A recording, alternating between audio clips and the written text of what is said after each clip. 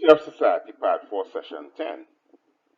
It is perhaps necessary to return to how infrastructure, transportation, and environmental conservation would be treated in an SVT environment.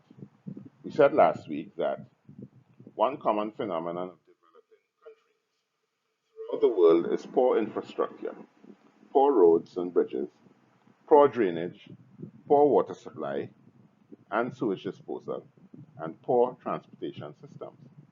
This is as much due to poor funding, but also poor planning cultures, and distinguishes developing countries from developed ones. SBT allows countries to efficiently plan and adequate civil infrastructure, with everyone paying his way and having a vested interest in ensuring that the infrastructure is maintained and improved over time.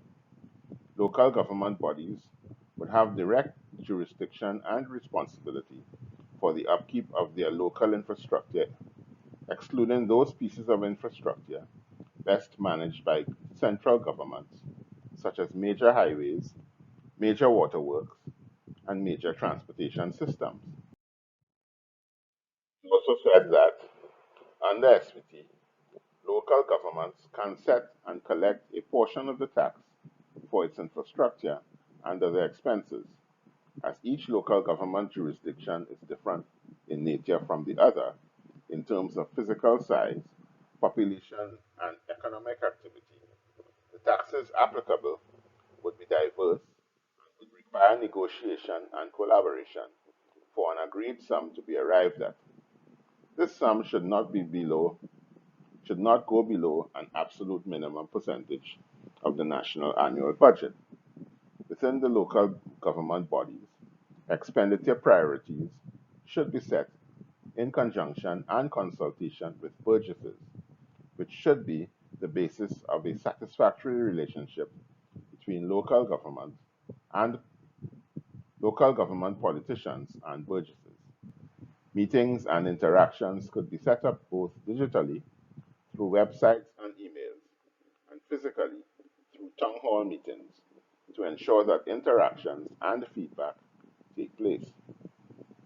Are there any comments or questions on these, having had a week to consider them?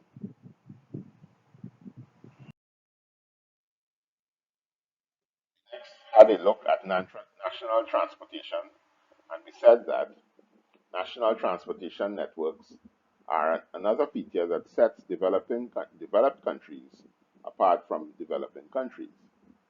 Public transport systems can be developed that are reliable, safe, comfortable, and relatively inexpensive. This would lighten the burden considerably on the environment, transportation infrastructure, and the level of stress on the roads in developing countries.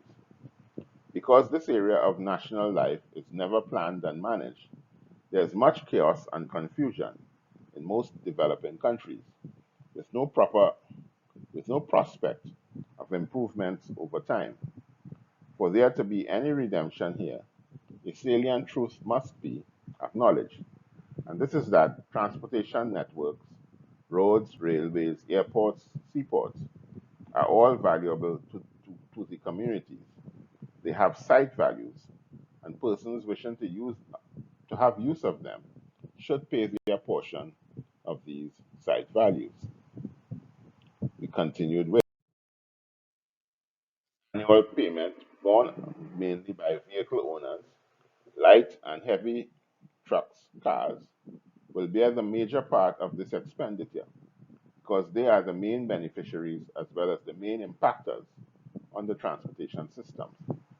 Persons using public transportation will have their share of the site value tax obligations included in their travel fares. The SVT obligations should be such that all state subsidies now become unnecessary. All uses of public infrastructure will now be free of state subsidy and should cover the annual capital cost of infrastructure, its upkeep and improvement. Rail travel, air bridge, and sea bridge travel between different locations within a country, which traditionally receive subsidy funding to provide the service should be a thing of the past. On the SVT, there is much more wherewithal by the consumer to afford the full cost of travel. As we said earlier, under SVT, the factors of production are balanced, and the cost of goods and services become affordable for all those who labor. So the need to subsidize costs are not necessary. Persons would become more discerning about all expenditures and would choose the most efficient and cost-effective good or service. The point is that all national infrastructure should be adequately funded by its users, and those who value the use of this infrastructure greatest should pay more for its use, namely the light and heavy automobile owners, the users of water, sewage disposal, electricity, telephone, garbage disposal, and street cleaning all pay directly for these services because these persons value these directly. But users of other civil infrastructure, although they place great value on them, do not pay directly, not enough for them. This is why even in developed countries, civil infrastructure is badly maintained or in disrepair because of underfunding.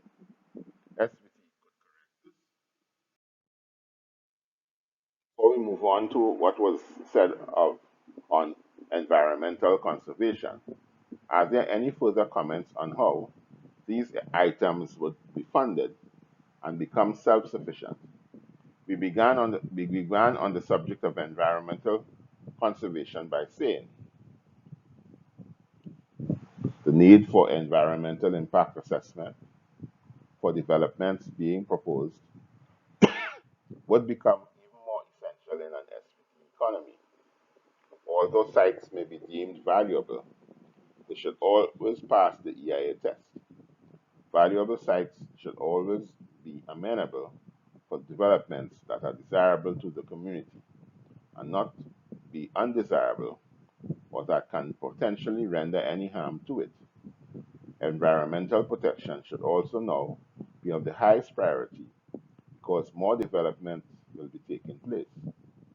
The need for effective garbage disposal systems, the need to monitor the effluent quality of the air and of watercourses and rivers for pollutants and polluters should receive the support of the full force of the law for compliance. Anti-pollution police should be a regular feature and presence in an SVT economy, with regular inspections and testing of the environment from a technically competent and committed police force. Such industries that utilize and discharge heavy metals and other possible pollutants into our air and water courses should be robustly monitored to ensure the most stringent compliance. Those who are in breach of the anti-pollution laws should face criminal as well as civil prosecution.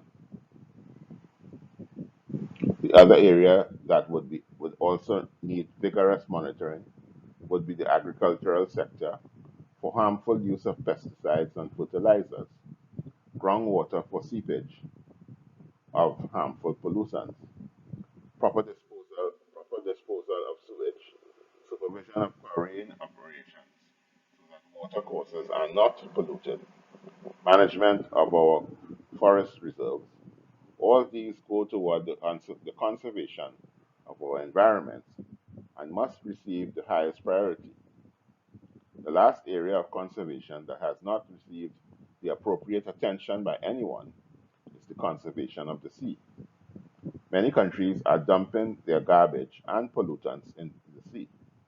This is an area that needs as urgent a response from the international community as to carbon emissions. Each country should be responsible for anti-pollution programs in its exclusive economic zone and should face heavy fines and penalties from the international community for breaches. Let us have a break now.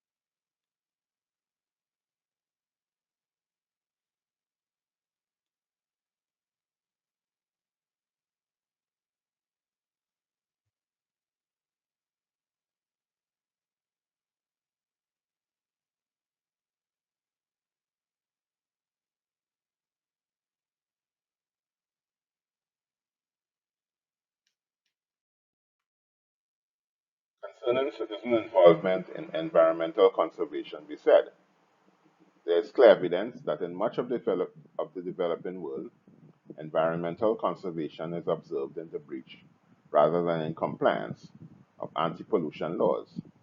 Citizens have tended to have passive responses to environmental impact assessments, inquiries, both by their below par attendance at such meetings and the lackluster participation when attending.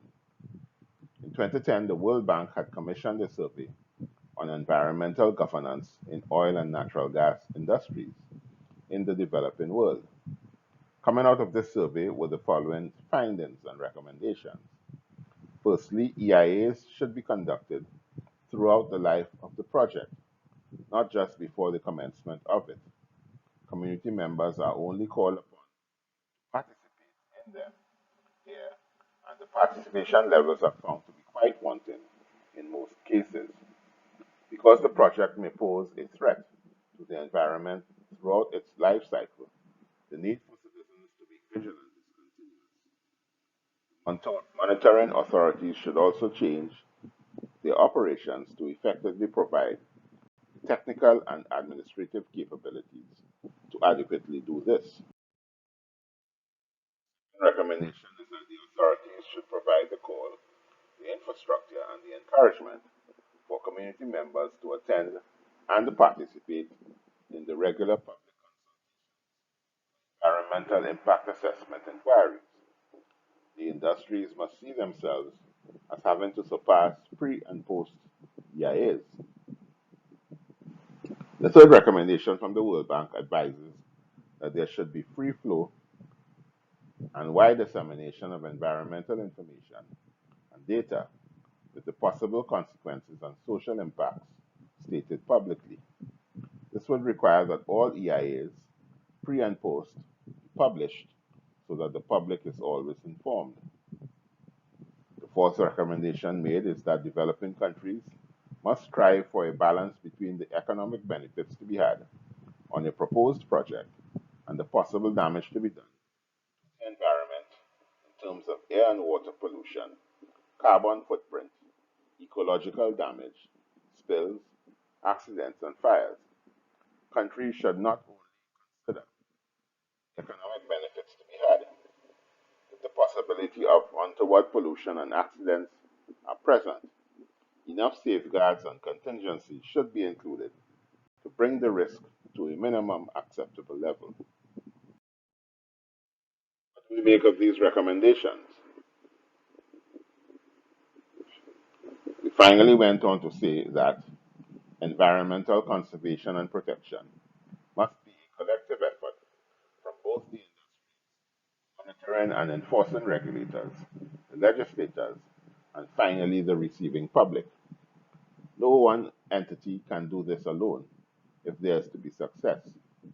The great outcries that we are now hearing around the world can only be treated with, successfully if we deal honestly and consistently with environmental conservation in every country of the world.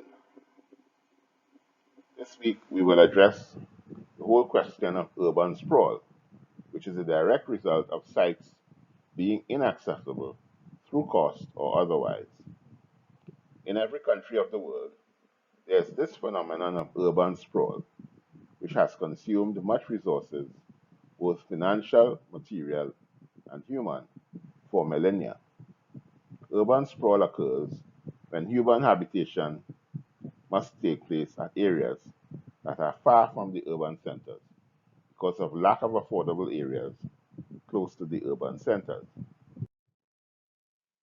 Resources must be expended to provide transportation, utilities, drainage, water, sewage, and communication infrastructure, more than would otherwise be the case under an SVT economy. Under SVT, development would be more compact and not necessarily more crowded than is the case today, where we see vast tracts of unutilized lands interspersed with lands that have crowded development.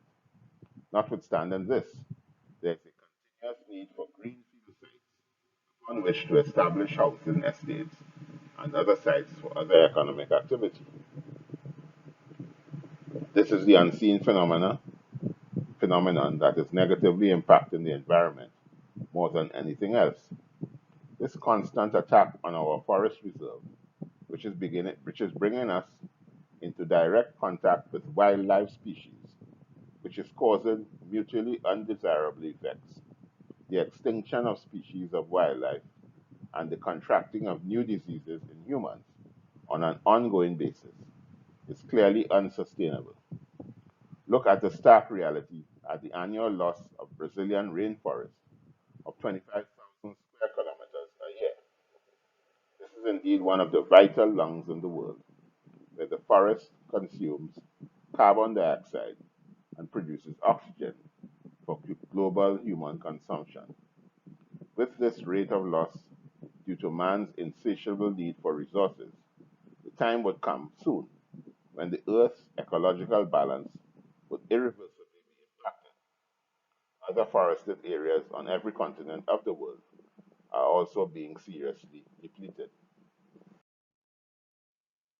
Environmental conservation in its truest sense doesn't only mean anti-pollution policies or establishing a minimum carbon footprint, but utilizing land, labor, and capital in quantities that are just enough for the satisfaction of the reasonable desires of all men, such that the environment, including all other living creatures, can coexist and thrive well. This will require a fair amount of man's collective wisdom, and it also means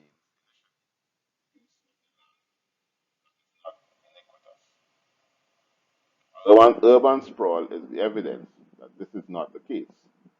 But the redeeming thing is that this can be corrected in the short to medium term. The need for correction is becoming even more urgent now because of the advent of climate change. While there's still some holdouts who are advocating that there is no such thing as climate change, there's irrevocable evidence that sea levels are rising. Atmospheric temperatures are also rising because of more greenhouse gases and pollutants being let into the atmosphere. The effects of these, as we are aware, are the greater frequency of rising floodwaters, which are damaging many of our seaside cities all over the world. The greater frequency and virulence of storms, tornadoes and hurricanes, cyclones, and greater prevalence of respiratory disease, asthma, bronchitis, etc., globally. All around the world, there is a concern and a almost frantic search for solutions to these issues. Search is not deep enough and would yield the answers and desired solutions unless and until we begin to see our breach of the fundamental natural law of economic justice. That should be the search is not deep enough and would not yield the answers and desired solutions unless and until we begin to see our breach of the fundamental natural law of economic justice. What do we make of all this?